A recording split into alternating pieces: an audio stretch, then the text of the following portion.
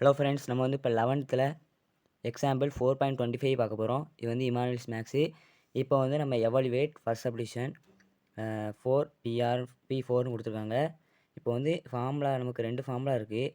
NPR n factorial by n minus r the whole factorial, இல்லைனா n into n minus 1 into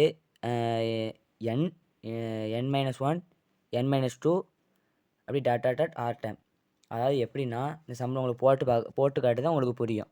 அதாவது first subdivision 4PI4ன்னு கொடுத்துருக்காங்களா, அப்போ இந்த ஃபார்முலாவில் நம்ம சப்ஸ்டிட் பண்ணுவோம். NPR n factorial by n minus factorial. அப்போது இது எப்படி மாறும்? 4P4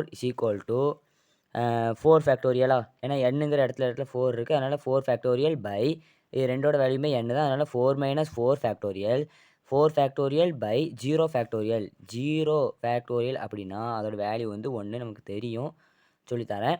0 ஃபேக்டோரியல்னாலே அதோட வேல்யூ 1 4. இப்போ ஃபேக்டோரியல் என்ன போடலாம்?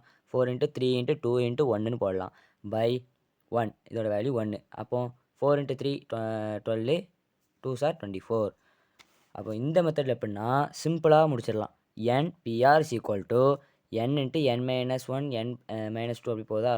எப்படின்னா இங்கேயும் 4 இருக்குது, இங்கே 4 இருக்கா, இந்த 4 வாட்டி நம்ம வந்து இப்படி எக்ஸ்பேண்ட் பண்ணணும். அது 4ன்னு இருக்கா, அப்போது 4 வாட்டி பண்ணணும். அப்போ 4 இன்ட்டு 3 இன்ட்டு 2 இன்ட்டு 1, அவ்வளோதான். புரிஞ்சுட்டா? இது வந்து சிம்பிள். அப்போ அதையும் மல்டிப்ளை பண்ணால் அதே ஆன்சர் தான் வருது. அப்போது 2 ஸ்டெப்பு உங்களுக்கு 2 மெத்தடும் உங்களுக்கு புரிஞ்சிருக்கும்னு நினைக்கிறேன்.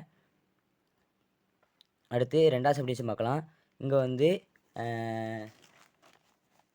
5P3 அதாவது எப்படி எழுதணும்னா, நம்ம அந்த மெத்தட் 2வது மெத்தட் யூஸ் பண்ணால் ஈஸியாக இருக்கா.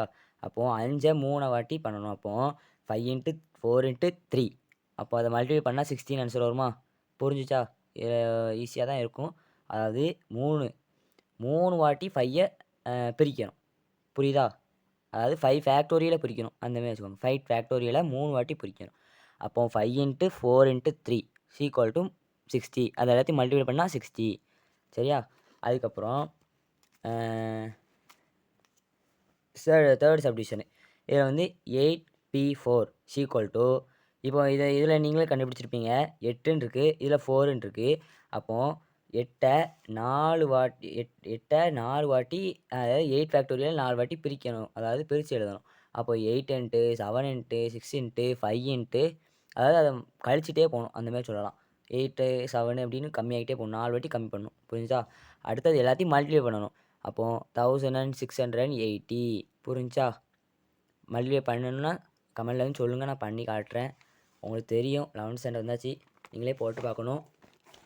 இப்போ வந்து நம்ம நெக்ஸ்ட் போகலாம். நெக்ஸ்ட்டு வந்து 4th சப்டிவிஷனு. 4th சப்டிவிஷன் வந்து 6P5. இப்போ நீங்களே இதில் கண்டுபிடிச்சிருப்பீங்க.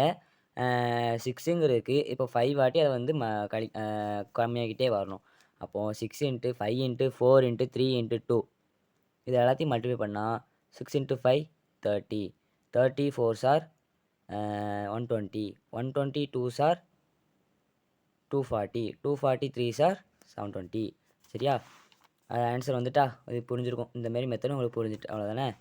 எதுவும் டவுட்னா கமெண்ட் செக்ஷனில் கேளுங்க, நான் உங்களுக்கு நல்லா சொல்லித்தரேன். நான் சொல்கிற சம்மை எல்லாத்தையும் நல்லா நோட் பண்ணி வச்சு நீங்கள் நல்லபடியாக பார்த்தீங்கன்னா உங்களுக்கு வந்து நல்ல மார்க் ஸ்கோர் ஆகும். 11th பொறுத்த வரைக்கும் ரொம்ப ஈஸி தான். ஆனால் மற்றவங்க எல்லோரும் கஷ்டம் சொல்லுவாங்க, ஆனால் நீங்கள் ஈஸி தான். நான் சொல்கிற சம்மெல்லாம் நல்லா போட்டு பாருங்கள். 4.26 எக்ஸாம்பிள் பார்க்கலாம். இஃப் n+1 P4, அது n+2 P4 அங்கெல்லாம் நம்ம 4, இங்கே 4, இங்கே 5, இங்கே 2 அப்படி பார்த்தோம். இதில் வந்து n+2ன்னு கொடுத்துருக்காங்க. அப்போ =4 இன்ட்டு n4P2 ஃபைண்ட் nன்னு கொடுத்துருக்காங்க, அப்படி தானே? என்னோட வேலையை கண்டுபிடிக்கணும். அப்போது இதை வந்து நம்ம எப்படி எழுதிக்கலாம்? 4 வாட்டி இதை கம்மி பண்ணுமா? அப்போது n+2 n+1 2-ஆ 1-ஆ மாற்றிட்டோம். அதுக்கப்புறம் இந்த 1ம் இருக்காது, ஏன்னா அது ஒன்று மைனஸ் பண்ணுமா 1, அப்போது n-ஆ மாறிடும். இதுலேருந்து 1 மைனஸ் பண்ணோம்னா n-1. அப்போ 4 வாட்டி பண்ணியாச்சா? இங்கே எப்படி 4 2 42-ஆ?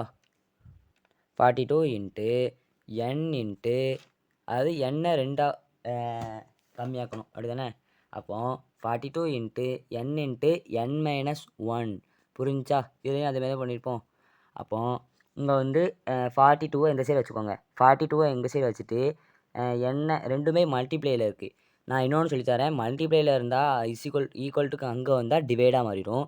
டிவைடரில் இருக்கிறது அந்த சைடு வந்தால் மல்டிப்ளேயாக மாறிடும். அதே மாதிரி ப்ளஸ்ஸாக இருக்கிறது ஈக்குவல்ட்டுக்கு அந்த சைடு வந்தால் மைனஸாக மாறிடும். மைனஸாக இருக்கிறது இந்த ஈக்குவல்ட்டு அங்கே வந்தால் ப்ளஸ்ஸாக மாறிடும். புரிஞ்சா?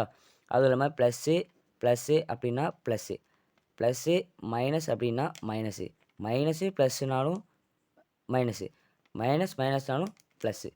இது வந்து ரொம்ப இம்பார்ட்டண்ட்டு. நீங்கள் பார்த்து படிச்சுக்கோங்க. இது வந்து பேசிக்ஸு. அதுக்கப்புறம் இப்போ நம்ம சம்முக்கு வரலாம். 42 இங்கே வந்தால் இது வந்து இன்ட்டில் இருக்கா, அப்போ டிவைடில் வந்துடுமா?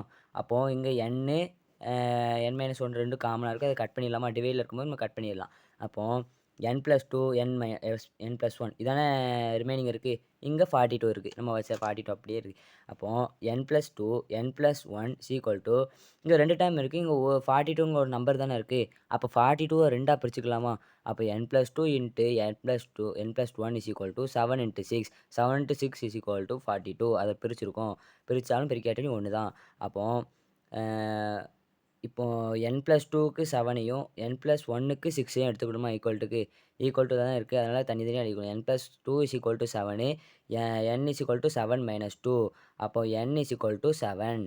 அப்புறம் n வந்து இங்கே நான் சொல்லியிருக்கேன்னா ப்ளஸ்ஸாக இருக்குது, அங்கே வந்து மைனஸாக மாறிடும். ப்ளஸ் சிம்பிளாக இருக்குது, இங்கே மைனஸாக மாறிட்டா ஈக்குவல்ட்டுக்கு அங்கே வரும்போது அப்போது இங்கே n+1 6. இங்கே வந்து என்ன மாறும்? மைனஸாக மாறும்.